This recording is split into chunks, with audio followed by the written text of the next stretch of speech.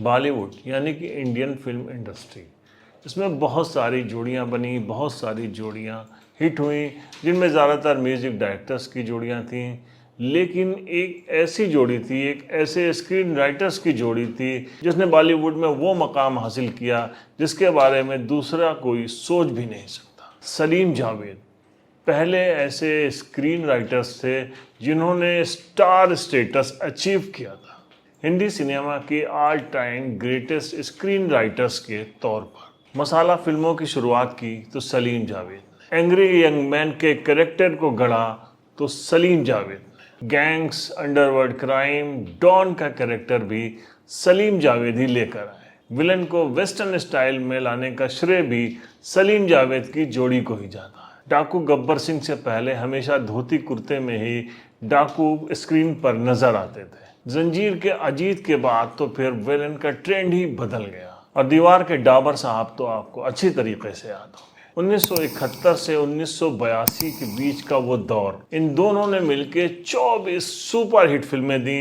जिसमें शोले जैसी all time blockbuster movie भी शामिल है। लेकिन ये सफ़र इतना आसान नहीं था। एक इंदौर से आया था फिल्म हीरो बनने, तो एक बाराबंकी की रदौली के छोटे से कस्बे में पला बढ़ा लड़का मुंबई पहुंचा था डायलॉग राइटर बनने। जावेद अख्तर के पिता जानिसार अख्तर एक नामी लिरिसिस्ट थे और फिल्मों में कई हिट गीत लिख चुके थे, लेकिन दोनों के बीच में ज़्यादा बनती नहीं थी। वहीं सलीम के पिता एक पुलिस ऑफिसर थे। उस घर से किसी तरीके से लड़ भिड़कर सलीम अपना करियर बनाने के लिए मुंबई पहुंचे थे, लेकिन इन दोनों के लिए सफ़र बहुत ही मुश्किल था। जावेद अख्तर जब मुंबई पहुंचे थे तो उस वक्त पाकीज़ा फिल्म जो बन रही थी वो रुक चुकी थी। उसका जो कॉस्ट्यूम डिज़ाइन थे, जहां पे वो कॉस्ट्यूम्स रखे गए थे, वहीं के फर्श पे रहकर जावेद अख्तर अपनी रात गुजारते थे। तो सलीम किसी प्रोड्यूसर के घर के बरामदे में वक्त गुजार रहा था। फिर छोटे छोटे रोल मिलना शुरू हुए, लेकिन वो ऐसे रोल थे जिनको दर्शक कभी जान ही नहीं पाए। एक फिल्म थी सरहदी लुटेरा, जिससे ये लोग जुड़े हुए थे। वहीं इन दोनों की मुलाकात होती है और वहीं से दोस्ती का सिलसिला शुरू होता है। दोनों को नॉवेल पढ़ने का, फिल्में देखने का बहुत ज़्यादा शौक था, लिहाजा अलग अलग नॉवेल्स की स्टोरीज़, अलग अलग फिल्मों की, अंग्रेज़ी फिल्मों की स्टोरीज़ ये लोग शेयर करते थे आपस में।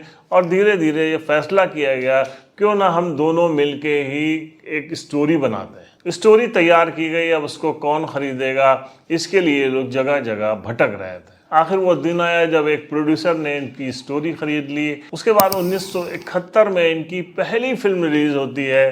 फिल्म का नाम था अधिकार। फिल्म में अशोक कुमार, नंदा, देव मुखर्जी प्रमुख भूमिकाओं में थे।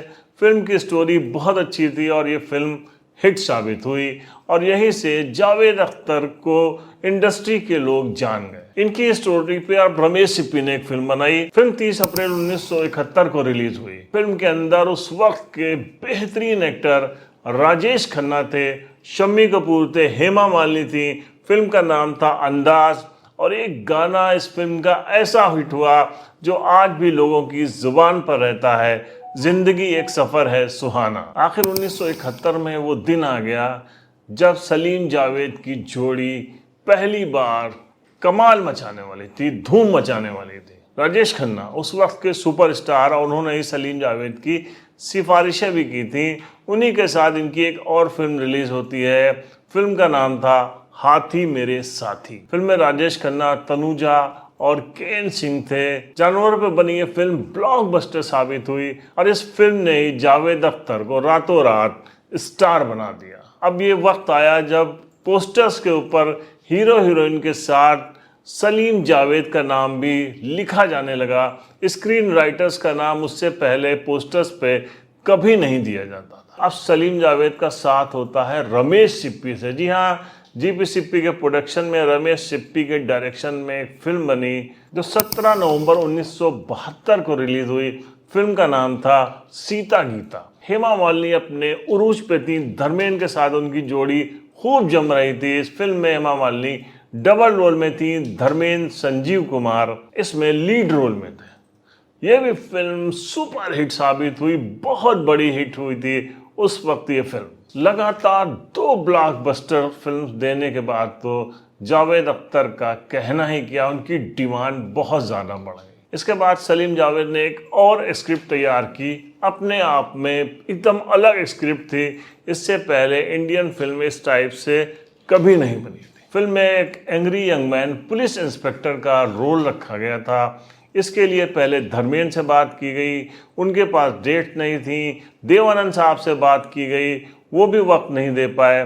तो सलीम जावेद के कहने पर प्रकाश मेहरा ने उस वक्त का एक फ्लॉप एक्टर उठाया जिसका नाम था अमिताभ बच्चन और फिल्म का नाम था जंजीर। 11 मई 1973 को ये फिल्म रिलीज हुई। सबको बहुत डर लग रहा था, पूरी टीम यूनिट जो है वो डरी हुई थी कि अमिताभ बच्चन की इससे पहले 12-14 फिल्में फ्लॉप हो चुकी हैं, ये फिल्म चलेगी कि नहीं।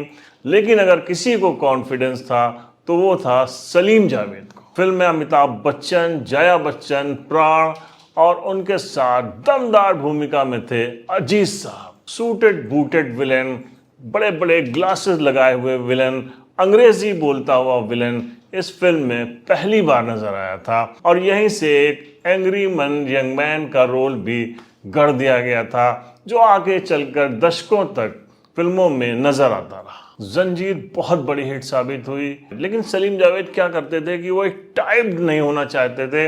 इसलिए एक के बाद एक जब वो दूसरी फिल्म बनाते थे तो उस फिल्म के हीरोज भी अलग ले लेते थे और हीरो के हिसाब से वो स्क्रिप्ट लिखते थे। अब उन्होंने एक्शन म्यूजिकल फिल्म बनाई थी जिसकी स्क्रिप्ट लिखी थी नासिर हुसैन साहब के लिए। फिल्म का नाम था यादों की बारात। 9 नवंबर 1973 को ये फिल्म रिलीज होती है। फिल्म के अंदर धर्मेंद्र, जीनत अमान, विजय अरोड़ा, नीतू सिंह और अजीत थे। इस फिल्म में भी कामयाबी के, कमाई के सारे रिकॉर्ड्स तोड़ दिए थे। फिल्म म्यूजिकल भी बहुत बड़ी हिट साबित हुई। अब सलीम जावेद के लिए लाइन लग गई थी प्रोड्यूसर और डायरेक्टर्स की कि वो उसकी फिल्मों के लिए स्क्रिप्ट लिखें, डायलॉग्स लिखें। सलीम जावेद यहाँ से इतना चार्ज करते थे जितना कि उस ज़माने के बड़े से बड़े स्टार भी नहीं करते थे। उसके बावजूद उनको अपनी फिल्म में शामिल करने के लिए सभी बेताब थे। 6 दिसंबर 1974 को एक और फिल्म रिलीज होती है। फिल्म का नाम था मजबूर। ब्रेन ट्यूमर को कॉन्सेप्ट में रखकर इस फिल्म की स्क्रिप्ट लिखी गई थी। ये फिल्म बहुत ज़्यादा तो नहीं सक्सेस हुई, लेकिन इस फिल्म में अमिताभ बच्चन की एक्टिंग को क्रिटिक्स ने बहुत ज़्यादा पसंद किया और फिल्म एक तरीके से कामयाब रही।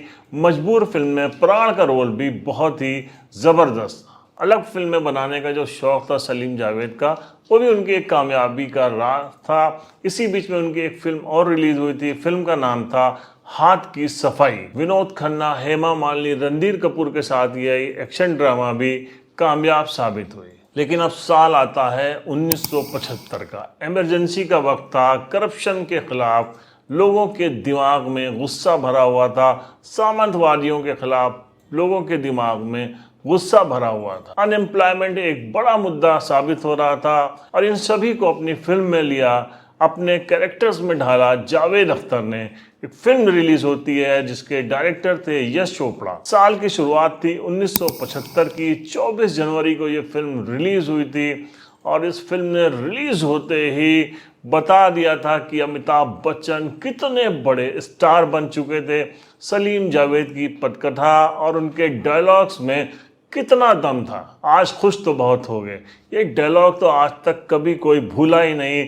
मेरे पास माँ है तो किताबों में भी पढ़ाया जाता है। अमिताभ बच्चन, शशि कपूर, निरूपा राय, डाबर साहब यानी कि इफ्तिखार, मदनपुरी की एक्टिंग से सजी ये फिल्म दीवार ब्लॉकबस्टर साबित हुई। दीवार फिल्म कामयाबी के झंडे गाड़ी रही थी कि 15 अगस्त 1975 को सलीम जावेद की स्क्रिप्ट, सलीम जावेद के लिखे डायलॉग से सजी एक फिल्म आती है जो ऑल टाइम ब्लॉकबस्टर बन जाती है। रमेश सिप्पी का डायरेक्शन था। फिल्म का नाम था शोले। धर्मेंद्र, अमिताभ बच्चन, संजीव कुमार, हेमा मालिनी के साथ साथ इस फिल्म में जो सबसे गजब हुआ था वो था उस दौर का एक नया विलेन यानी कि गब्बर सिंह। शोले ने तो ऐसा रिकॉर्ड बनाया था जो ना उससे पहले कभी हुआ ना उसके बाद। ऑल ओवर इंडिया में 26 सिनेमा हॉलों में इस फिल्म ने गोल्डन जुबली मनाई थी। कामयाबी का जब नशा चल ही रहा था उसी के बीच में एक बहुत जल्दबाजी में सलीम जावेद ने एक स्टोरी लिख दी जिसकी वजह से पहली बार उनको फ्लॉप का मज़ा चखना पड़ा। फिल्म का नाम था आखिरी दांव। जितेंद्र और सायरा बानो इस फिल्म में प्रमुख भूमिकाओं में थे, जिसको पूरी तरीके से दर्शकों ने नकार दिया था। इसी का असर था कि 1977 में जावेद अख्तर की लिखी हुई एक और फिल्म आती है। फिल्म में अमिताभ बच्चन, शशि कपूर जैसे बड़े स्टार थे। इसके बावजूद ये फिल्म नहीं चली। फिल्म का नाम था ईमान धर्म। एक्शन ड्रामा ये फिल्म थी। फिल्म के अंदर रेखा जैसी दमदार एक्ट्रेस थी। इसके बावजूद भी दर्शकों ने इस फिल्म को नहीं पसंद किया। ये एक ठोकर थी। यहीं से सलीम जावेद की जोड़ी एक बार फिर संभल गई। अब ये लोग एक कॉमेडी ड्रामा फिल्म लेकर आए। मनमोहन देसाई के डायरेक्शन में फिल्म आई और पहली बार ऐसी स्टोरी लिखी गई थी जो अपने आप में कमाल थी। कभी भी इंडस्ट्री में उससे पहले चाचा भतीजा को केंद्रित करके कोई रोल नहीं लिखा गया था, लेकिन पहली बार सलीम जावेद ने यह कोशिश की। फिल्म का नाम था चाचा भतीजा और यह फिल्म ब्लॉकबस्टर साबित हुई। फिल्म के अंदर धर्मेंद्र हेमा मालिनी की खूबसूरत जोड़ी थी, रणधीर कपूर थे। इसके अलावा रहमान साहब की भी दमदार भूमिका थी। चाचा भतीजा की कामयाबी अभी चल ही रही थी, सिर चढ़कर बोल रही थी कि इसी बीच में 5 मई 1978 को एक और फिल्म रिलीज होती है। यश चोपड़ा का डायरेक्शन था। फिल्म का नाम था त्रिशूल। जी हाँ, अमिताभ बच्चन, संजीव कुमार, शशि कपूर, हेमा मालिनी इस फिल्म में दमदार भूमिका में थे। फिल्म की स्क्रिप्ट इतनी कसी हुई थी, फिल्म के डायलॉग इतने बेहतरीन थे और फिल्म का एक्शन ऐसा ज़बरदस्त था कि दर्शकों ने एक लंबे समय तक लंबी लाइन लगा रखी इस फिल्म को देखने के लिए और ये फिल्म भी बहुत बड़ी हिट साबित हुई। इसी साल गर्मियों की छुट्टी में 12 मई 1978 को एक और फिल्म रिलीज हो जाती है। ये ऐसी फिल्म थी जो पहले इंडियन फिल्म इंडस्ट्री में कभी नहीं बनी। उससे पहले फिल्मों में विलन एक बदमाश होते थे, एक गैंग लीडर होते थे, लेकिन अब फिल्म यहाँ से निकलकर अंडरवर्ल्ड तक पहुँच चुकी थी। फिल्म का नाम था डॉन, जिसमें अमिताभ बच्चन एक अंडरवर्ल्ड डॉन बनकर आए थे।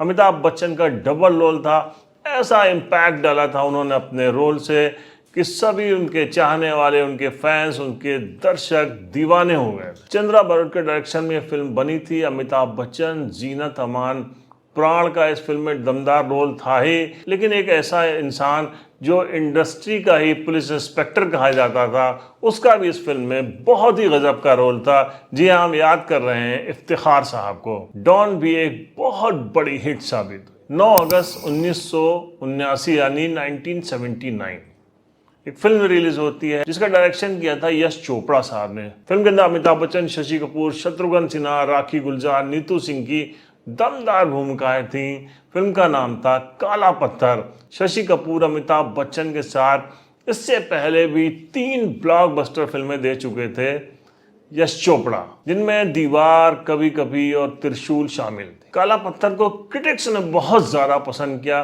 फिल्म के अंदर दमदार एक्टिंग थी इन सभी की। हालांकि फिल्म उतनी बड़ी सक्सेसफुल नहीं रही, लेकिन फिल्म थी ये बहुत गजब। अब 80s का दौर शुरू हो चुका था। इंडस्ट्री बहुत कुछ बदल चुकी थी, लेकिन नहीं बदला था तो सलीम जावेद का जादू। 17 अक्टूबर 1980 को फिल्म रिलीज होती है। राज खोसला साहब का निर्देशन था। शत्रुघ्न सिन्हा, अमिताभ बच्चन, जीनत अमान प्रमुख भूमिकाओं में थे। फिल्म का नाम था दोस्ताना। एक्शन ड्रामा मूवी थी। दर्शकों ने इस फिल्म को हाथों हाथ लिया। फिल्म बहुत बड़ी हिट साबित हुई। इसी साल 1980 के जाते जाते एक और फिल्म रिलीज होती है 12 दिसंबर 1980 को। इस फिल्म ने धूम मचा दी थी। अमिताभ बच्चन, शशि कपूर, सुनील दत्त, राखी, प्रवीण बाबी के साथ साथ एक विलेन आया था जिसने विलेन को अलग तौर पे पेश कर दिया था। वो थे कुलभूषण खरबंदा साहब। फिल्म का नाम था शान। ये एक एक्शन क्राइम मूवी थी। बहुत बड़ी हिट साबित हुई थी। क्या दौर चल रहा था। 6 फरवरी 1981 को फिल्म रिलीज हुई। फिल्म का नाम था क्रांति।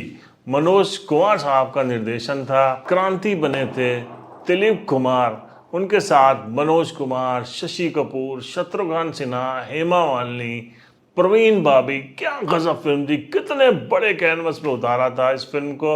इस फिल्म की एक्टिंग ले लीजिए, इस फिल्म का म्यूजिक ले लीजिए, इस फिल्म को क्या ही बेहतरीन ढंग से बनाया था। इस फिल्म की जितनी ही अच्छी स्क्रिप्ट लिखी थी जावेद अख्तर ने, उतने ही शानदार ढंग से इस फिल्म को बनाया था मनोज कुमार। ये फिल्म भी ब्लॉकबस्टर हुई, बहुत ज़्यादा सक्सेसफुल रही। 1 अक्टूबर 1982 फिल्म आती है। दिलीप कुमार, अमिताभ बच्चन, राखी और स्मिता पाटिल इस फिल्म में थे, मेन रोल में, लीड रोल में। और फिल्म के अंदर अमरीश पुरी का बड़ा ही खतरनाक रोल था, रमेश सप्य का निर्देशन था, मुशीर रियाज साहब का प्रोडक्शन था। फिल्म का नाम था शक्ति। अमिताभ बच्चन और दिलीप कुमार, जहाँ जहाँ इनका टकराव हुआ, दर्शकों ने अपनी सांसें रोक ली।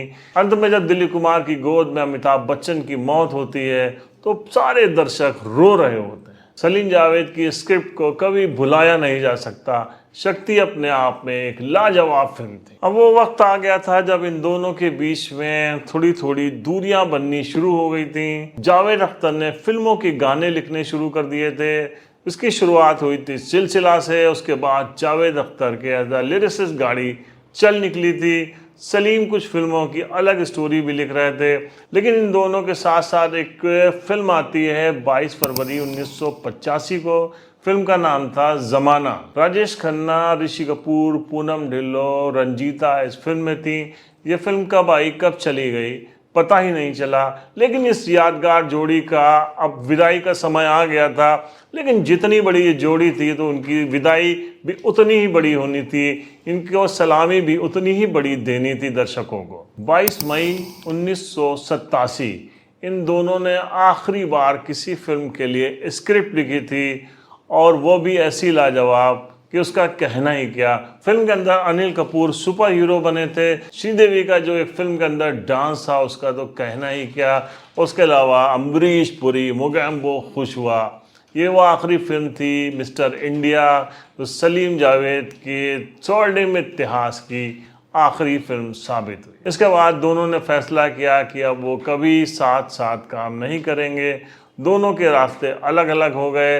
आज भी जावेद अख्तर साहब 80 से ज़्यादा फिल्मों के गाने लिख चुके हैं, जिनमें एक से एक बढ़कर गाने हैं। 20 फिल्मों की उन्होंने स्क्रिप्ट लिखी है। सलीम ने भी अलग होकर सलीम खान कुछ फिल्मों बनाई, कुछ फिल्मों की उन्होंने स्टोरी लिखी, और आज वो सलमान खान के पिता के रूप में ख्याति प्राप्त कर रहे हैं। अंत में इस जोड़ी की एक फिल्म शोले का आखिरी गीत,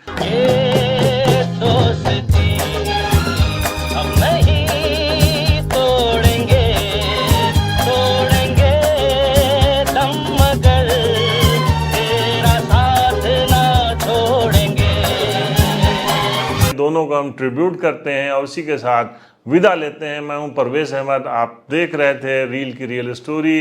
अगर आपको हमारी स्टोरी पसंद आई हो तो हमारे चैनल को सब्सक्राइब करिए। हम मिलते हैं नेक्स्ट एपिसोड में कुछ ताज़ा खबरों के साथ। तब तक के लिए जय।